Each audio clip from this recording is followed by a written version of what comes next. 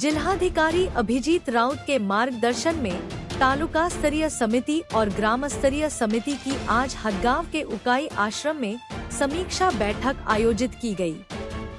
इस बैठक में तालुका के तहसीलदार विनोद गुंडमवार, बाल विकास परियोजना अधिकारी उमेश मुटखड़े, तालुका स्वास्थ्य अधिकारी संजय मुरमुरे और आंगनवाड़ी सेविका, कृषि सहायक, ग्राम सेवक और अन्य अधिकारी बड़ी संख्या में उपस्थित थे। या राज्याचे सन्माननीय मुख्यमंत्री यांची महत्वाकांक्षी जी योजना आहे, मुख्यमंत्री माझी लाडकी बहीण योजना, त्या योजनेच्या अंमलबजावणीसाठी आणि आजपर्यंत झालेल्या कामकाजाच्या अनुषंगाने तालुकास्तरीय समिती व नव्याने शासन निर्णयानुसार स्थापन झालेली ग्रामस्तरीय समिती यांची आज या ठिकाणी आढावा बैठक घेण्यात आली। तालुकास्तरीय समितीचं कामकाजाचा आढावा घेण्यात आला।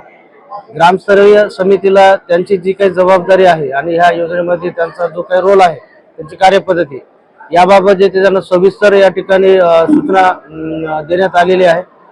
आणि जे काही गावामधील ह्या योजनेसाठी पात्र लाभार्थी असतील 21 ते 65 वयोगटातील, ते सर्व लाभार्थी याच्यामध्ये कव्हर होतील। या योजनेमध्ये कुठलाही लाभार्थी वंचित राहणार नाही आणि कुठलेही अर्ज भरून घेताना ते अर्ज तपासूनच भरून घेण्याच्या सूचना दिल्या, जेणेकरून जास्तीत जास्त अर्ज हे मंजुरीमध्ये जातील, रजिस्ट्रेशनचे अर्ज याच्यामध्ये राहणार नाहीत।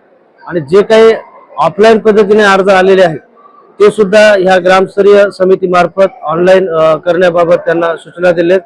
ऑफलाईन जे काही अर्ज आलेत, आपल्याकडे साधारणतः 14 ते 15 हजार ऑफलाईन अर्ज आलेत आणि आज तारखेपर्यंत 41,000 ऑनलाईन अर्ज ह्या योजनेसाठी प्राप्त झालेत।